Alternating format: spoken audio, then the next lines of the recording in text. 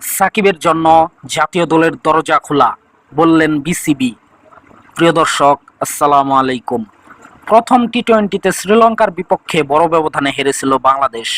একই দিনে দুবাই ক্যাপিটালসের হয়ে গ্লোবাল সুপার লিগে অভিষেক রাঙান সাকিব আল হাসান।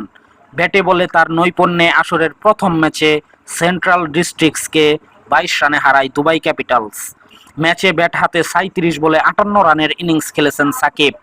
বল হাতেও ছিলেন অনন্য। মাত্র 13 রান খরচায় 4 উইকেট তুলেছেন তিনি। ফ্র্যাঞ্চাইজি লিগে সরব উপস্থিতি থাকলেও বেশ অনেকটা সময় ধরে জাতীয় দলের বাইরে আছেন সাকিব। দেশের জার্সিতে অনেকেই তার শেষটা দেখে ফেলেছেন। অবশ্য বিসিবি পরিচালক ইফতেখার রহমান মিঠু জানালেন, সাকিবের জন্য জাতীয় দলের দরজা খোলা।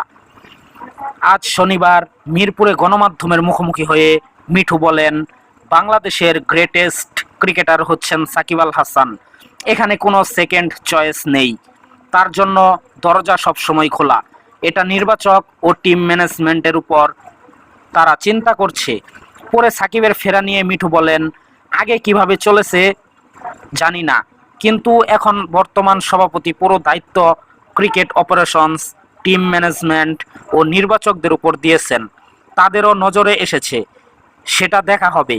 তারা অবশ্যই এই ব্যাপারটি দেখবে।